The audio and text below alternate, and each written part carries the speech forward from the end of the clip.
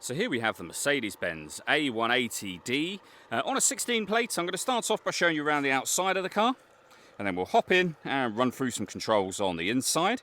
From the outside you can see it's a 5-door car with those black alloy wheels and tinted windows. Let's start off inside the boot first of all.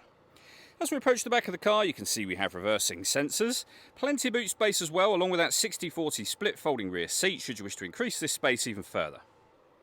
Okay, so we're just going to work our way back around to the front of the car, and then from there we'll hop in and run through a few of the controls on the inside.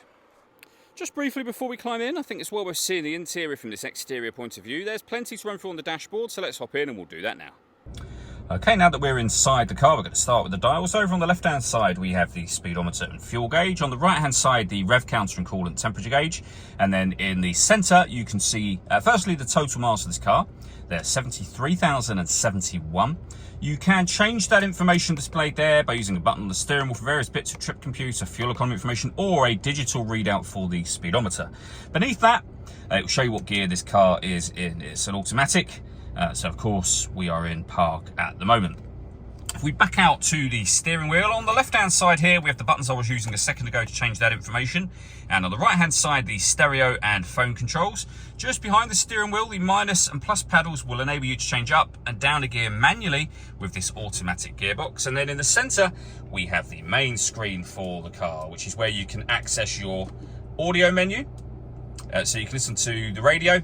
You can listen to your own music via many sources, all of which appear under the media heading just there. You can also access options using these buttons just here. So I was controlling everything on the screen using the dial, which is probably the easiest way to operate everything as you're driving along. It rotates, you can push it down to enter certain menus, for example, or, as I say, these physical buttons just here.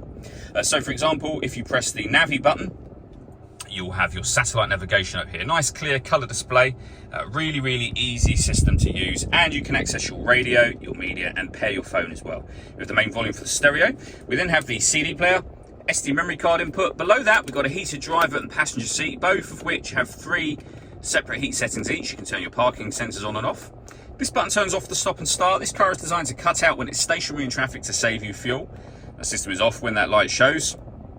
With our hazard warning lights, and we can change the driving select, so we can put the car into sport, and it will show you up on here, individual, eco, or comfort, and it will show you on the main screen just there as well. And then below that, we have our dual zone climate control. So you can adjust the passenger temperature, the driver temperature. You can increase and decrease the fan speed. You can determine what direction you'd like the air to be distributed in. The air conditioning's on at the minute, so you can turn it off and on from here, or hit auto. The car, as you can hear, will take control of the fan speed and direction of the air to maintain these temperatures for you.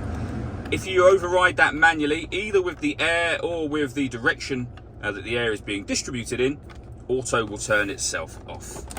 We have a 12-volt charging socket and some storage, further storage or a cup holder, and then the dial that I mentioned previously. All that leaves me to say is thank you for taking the time to watch this video. If you'd like to come and see the car for yourself and have a test drive, please feel free to give us a call here at Surrey Specialist Cars. We'd love to hear from you soon.